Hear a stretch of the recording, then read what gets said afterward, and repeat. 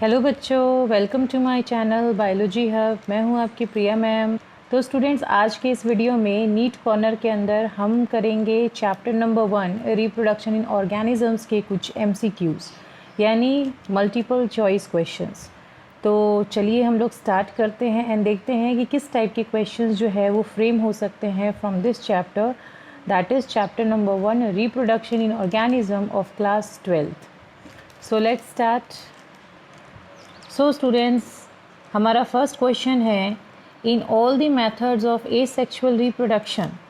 ठीक है, यानी एसेक्सुअल रिप्रोडक्शन अलैंगिक जनन के जितने भी मेथड्स होते हैं, offspring produce are genetically identical to the parents, offspring produce are genetically different from the parents, offspring produce may or may not be identical to parents, and D option is none of the above.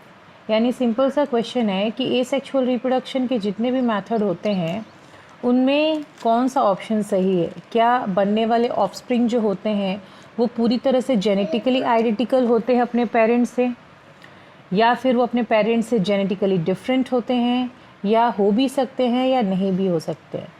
So students, क्या हो सकता है इसका correct answer? Obvious सी बात है, हमारा option number A is correct.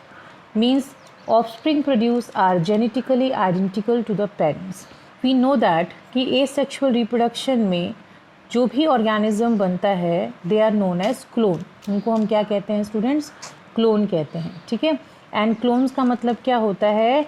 Those organisms और those offsprings which are genetically और morphologically similar to their parents.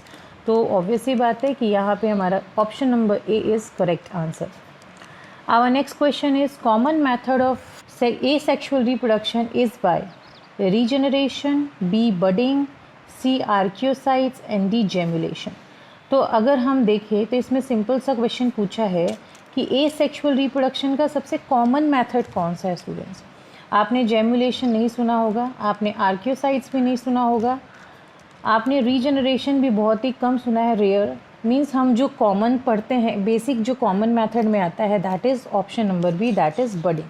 So our correct option is B, budding. Now the third question in sexual reproduction offspring resemble the parents. Sexual reproduction में offspring जो है वो अपने parents से resemble करते हैं, but how? Options are structurally but not functionally, B functionally but not structurally, C both structurally and functionally, and D neither structure nor function। तो students, हम जानते हैं कि सेक्सुअल रिप्रोडक्शन में जनरली जो ऑफस्प्रिंग फॉर्म होता है they are different from their parents. ठीक है, मॉर्फोलॉजिकली वो मॉर्फोलॉजिकली अपने पेरेंट्स से क्या होते हैं? डिफरेंट होते हैं, but they can be similar in response to function. वो स्ट्रक्चरली डिफरेंट हो सकते हैं लेकिन फंक्शनली वो क्या होते हैं? Same. So our correct answer is B, functionally but not structurally. Now students, next question, fourth question. Asexual reproduction takes place in higher animals, B lower animals, C plants and D all of the above. So asexual reproduction एक ऐसा reproduction होता है जिसमें single parent involve होते हैं। So obvious कि asexual reproduction जो होता है वो हायर एनिमल्स में तो नहीं होता और ना ही प्लांट्स में होता है, क्योंकि हायर एनिमल्स एंड प्लांट्स में we see sexual reproduction also, उसमें सेक्सुअल रिप्रोडक्शन भी होता है। So the correct answer is option number B, in lower animals. Asexual reproduction किस में होता है स्टूडेंट्स? लोअर एनिमल में। So option number B is correct. Now next question is, as a result of binary fission, number of individuals produced by one fission is 2, 3, 4 and 5। तो हमें भी पता है स्टूडेंट्स, बाइनरी फिशन का मतलब क्या होता है? When a cell divide into 2 cells. जब एक सेल्स जो होते हैं 2 सेल्स में डिवाइड होते हैं, then that process is known as binary fission. अब यहाँ पे आप देख सकते हैं बोला गया है, ध्यान देने वाली बात यह है कि यहाँ पे बोला गया वन फिशन की बात हो रही है, यानी एक डिवीजन की बात हो रही है। तो अगर यहाँ पे हम देख रहे हैं कि एक सेल से एक सिंगल डिवीजन हो रहा है, तो वहाँ पे कितने सेल्स, कितने डॉटर सेल्स बन रहे हैं students? 2। So the correct answer is option number A, 2। Clear हो गया students? Next question 6। An alternation of asexual and sexual generations where both the generations are diploid and haploid stage is represented only by the gamete is called binary fission, metagenesis, paedogenesis और parthenogenesis. तो students question पूछा है कि एक ऐसा alternation of generation जिसमें दोनों generations involve है, ए सेक्शुअल भी एंड सेक्शुअल भी, ठीक है। यहाँ पे दोनों ही जनरेशन्स जो है वो किस स्टेट में है, डिप्लॉयड स्टेट में है, और इनमें जो हैप्लॉयड स्टेट है वो सिर्फ कौन रिप्रेजेंट करता है, गैमेट्स। तो यानी ऐसा हमें ऑल्टरनेशन ऑफ जनरेशन बताना है जिसमें एसेक्सुअल एंड सेक्सुअल रिप्रोडक्शन जो है वो इन्वॉल्व होता है। क्लियर। तो स्टूडेंट्स अगर हम देखें तो बाइनरी फिशन में सेक्सुअल रिप्रोडक्शन नहीं आता, तो जेनेसिस में भी नहीं आता, पार्थिनोजेनेसिस में भी नहीं आता। So option number B metagenesis is correct. ये एक ऐसा ऑल्टरनेशन ऑफ जनरेशन होता है जिसमें दोनों ही एसेक्सुअल एंड सेक्सुअल रिप्रोडक्शन जो होते हैं वो इन्वॉल्व होते हैं, ठीक है। क्लियर। नेक्स्ट हम बात करेंगे क्वेश्चन 7 की। ना which mode of reproduction present in amoeba. We all know amoeba एक प्रोटोजोआ होता है। तो अमीबा जो है, वी सिंपल सी बात है, अमीबा में कौन सा रिप्रोडक्शन होता है, सिर्फ बाइनरी फिशन होता है, binary and multiple fission both होता है, बाइनरी फिशन होता है या कंजुगेशन होता है, एंड डी मल्टीपल फिशन ही होता है। तो स्टूडेंट्स हम इतना तो जानते हैं कि अमीबा जो है वो बाइनरी फिशन फॉलो करता है, ठीक है। बट बहुत से बच्चों को नहीं पता होगा कि अमीबा में मल्टीपल फिशन भी होता है। So the correct answer is option number B, binary fission and multiple fission. So students moving to our next question, binary fission is found in. अब क्वेश्चन है कि बाइनरी फिशन किस में होता है, A amoeba, B paramecium, C planaria and D all of these. So obviously बात है, binary fission amoeba में भी विजिबल है, पैरामीशियम में भी विजिबल है, एंड ऑफ कोर्स प्लेनेरिया में भी विजिबल है। सो स्टूडेंट्स बाइनरी फिशन तीनों में होता है। So the correct answer is option number D, all of these. Okay, now the next question is 9, what is true in the process of fertilization. Now हमारे पास 4 options दिए हैं। पूछा है कि फर्टिलाइजेशन के प्रोसेस में यानी निषेचन की क्रिया में कौन सा ऑप्शन सही है, what is true. A only one sperm reaches the egg and enter it, यानी केवल एक ही स्पर्म जो है वो एग के पास पहुंचता है और एंटर करता है। Be the entry of sperm activates the egg for completing meiosis, sperm के एंट्री से ही जो एग है वो मियोसिस कंप्लीट करता है। सी two haploid nuclei fuse and immediately divide to produce 2 nuclei which are again haploid. And D only the acrosome of the sperm enters the egg, क्या sperm का केवल एक्रोजोम ही enter करता है egg cell में। सो students अगर हम सारे option को ध्यान से पढ़ें तो ऑप्शन नंबर ए गलत है, क्योंकि स्पर्म्स तो बहुत सारे रीच करते हैं लेकिन एंटर 1 करता है। सी की बात करें तो हैप्लॉइड न्यूक्लियाई फ्यूज़ होता है और वो एक डिप्लॉइड न्यूक्लियस बनाता है, ना कि अगेन हैप्लॉइड होता है। So the correct answer is option number B, जहाँ पे स्पर्म की एंट्री जो होती है एग में, वो एग को अपने मियोसिस प्रोसेस को कंप्लीट करने में हेल्प करती है। क्योंकि स्टूडेंट्स स्पर्म के एक्रोजोम में क्या प्रेजेंट होता है, स्पिंडल फाइबर्स प्रेजेंट होते हैं। जैसे ही स्पर्म एग के अंदर एंटर करता है, जो एग होता है वो अपना मियोसिस प्रोसेस जो उसने बीच में स्टॉप कर दिया था वो वापस से क्या कर लेता है, कंटिन्यू कर लेता है। So option number B is the correct answer. Clear students. Now the question number 10, on fertilization of egg nucleus with sperm nucleus. जब एक एग न्यूक्लियस स्पर्म न्यूक्लियस के साथ फर्टिलाइज करता है, मीन्स एक एग का न्यूक्लियस है एंड स्पर्म का, जब ये दोनों आपस में कंबाइन करते हैं तो क्या फॉर्म होता है या फिर क्या होता है, आगे का प्रोसेस क्या है। तो options are, first maturation is completed, B second maturation is completed, C embryo is formed and D first polar body is formed. तो स्टूडेंट्स इट्स वेरी सिंपल, जब एक एग और एक स्पर्म आपस में कंबाइन होते हैं तो वो क्या बनाते हैं स्टूडेंट्स, जाइगोट। एंड जाइगोट से क्या बनता है स्टूडेंट्स, एम्ब्रियो फॉर्म होता है। So the correct answer is option number C, embryo is formed. Clear students. Moving to our next question, question number 11. The function of egg cell is are. Now egg cell का क्या function होता है? It supplies a haploid set of chromosomes to the future embryo. It provides most of the cytoplasm to the embryo. It supplies food reserve to the embryo, all of the above. तो students देखा जाए तो इसमें एक दो option सही भी है, बट तो स्टूडेंट्स इस क्वेश्चन का आंसर होगा it provides most of the cytoplasm to the embryo, क्योंकि जब एक एग सेल है उसका पूरा का पूरा साइटोप्लाज्म जो है वो इन्वॉल्व होता है, एंड स्पर्म का सिर्फ हेड पोर्शन जिसे हम एग्रोसोम कहते हैं वो इन्वॉल्व होता है, जिसमें न्यूक्लियस होता है।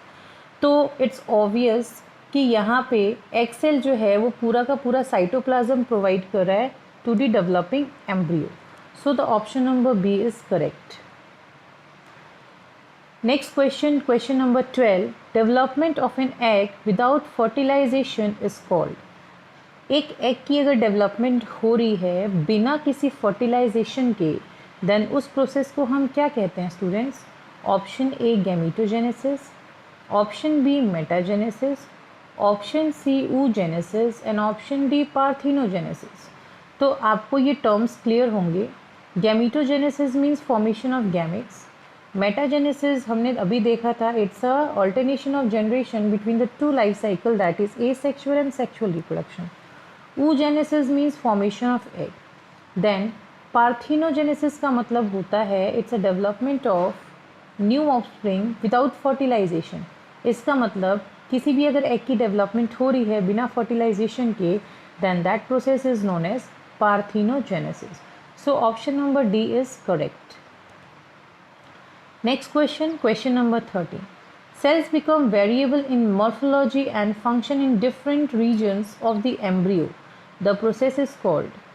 Now, जब एक सेल की बात हो रही है तो वो अगर मॉर्फोलॉजी में क्या हो रहा है, डिफरेंट हो रहा है, मतलब मॉर्फोलॉजी सेल आगे चल के एक डिफरेंट स्ट्रक्चर बना रही है, ठीक है, और डिफरेंट फंक्शंस भी कर रही है अपने डिफरेंट रीजन से। उस प्रोसेस को हम क्या कहते हैं? डिफरेंशिएशन, मेटामॉर्फोसिस, ऑर्गेनाइजेशन और rearrangement. So the correct answer is students A differentiation, क्योंकि डिफरेंशिएशन से ही क्या होता है स्टूडेंट्स, किसी भी सेल के new parts, new regions develop होते हैं, और जो रीजन्स जिस फंक्शन के लिए डेवलप होते हैं वो स्पेसिफिक फंक्शन परफॉर्म करता है। So the correct answer is option number A differentiation. The next question is 14th question. In an egg, the type of cleavage is determined by. अगर हम एक एग की बात करें तो वो क्लीव करता है, मीन्स डिवाइड करता है। इसमें जो क्लीवेज होता है वो डिपेंड करता है किस पे students? Shape and size of the sperm, shape and size of the sperm, size and location of the nucleus, amount and distribution of yolk और नंबर ऑफ एग मेम्ब्रेन्स।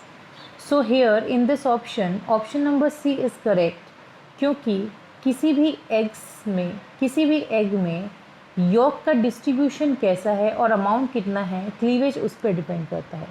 कभी कभी यॉक का डिस्ट्रीब्यूशन और amount जो है वो cleavage को क्या कर सकता है, अफेक्ट कर सकता है। So the correct answer is amount and distribution of yolk. Option number C is correct. Question number 15। The eyes of the potato tuber are. जो पोटैटो ट्यूबर के आईज होते हैं उनको हम क्या कहते हैं students? A root buds, B flower buds, C shoot buds और डी एक्सिलरी बर्ड्स। तो हमें भी पता है स्टूडेंट्स कि बर्ड्स जो होते हैं वो नोड्स या इंटरनोड्स पे डेवलप होते हैं। हमें भी पता है स्टूडेंट्स कि बर्ड की डेवलपमेंट कहाँ होती है, नोड्स पे होती है। और जब कोई bird other than their position develop करते हैं देन उसको हम क्या कहते हैं students? Axillary bud. So the correct answer is option number D axillary bud. Clear हो गया? Question number 16। Consider the following statement and choose the correct option. तो हमें देखना है, नीचे 3 ऑप्शन दिए हुए हैं और हमें बताना है कि इसमें से करेक्ट स्टेटमेंट कौन सा है। So the first statement is the genetic constitution of a plant is unaffected in vegetative propagation. Vegetative propagation में प्लांट की जेनेटिक कॉन्स्टिट्यूशन चेंज नहीं होती है। Second option, rhizome in ginger serve as an organ of vegetative reproduction. And C totipotency of cells enable us to micro propagate plants. So students, अगर तीनों statement को ध्यान से देखा जाए तो स्टेटमेंट 1 इज़ करेक्ट, क्योंकि वेजिटेटिव प्रोपोगेशन में हम आइडेंटिकल पेरेंट्स डेवलप करवाते, क्योंकि वेजिटेटिव प्रोपोगेशन में जो ऑफस्प्रिंग डेवलप होता है वो अपने पेरेंट्स से आइडेंटिकल होता है, मीन्स उसमें कोई भी जेनेटिक कॉन्स्टिट्यूशन में चेंज नहीं आता, अनअफेक्टेड रहता है। सो ऑप्शन ए या स्टेटमेंट 1 इज़ करेक्ट। बी की अगर हम बात करें तो rhizome in ginger serve as an organ of vegetative reproduction. Of course ginger में राइजोम होता है जिंजर में, वो ऑब्वियस सी बात है वो वेजिटेटिव रिप्रोडक्शन शो करता है। So statement 2 is also correct. And third, totipotency of cell, तो ऑब्वियस सी बात है टोटिपोटेंसी का मतलब होता है capability of a cell to develop into a whole plant, यानी कोई भी सेल का कोई भी छोटा सा टिश्यू अपने आप को एक कंप्लीट प्लांट में डेवलप करता है तो उस कैपेसिटी को हम टोटिपोटेंसी कहते हैं। So option third is also correct. So our correct option is option number D, all the 3 statement 1, 2 and 3 are true. So option D is the right answer. Clear हो गया students? Moving to our next question.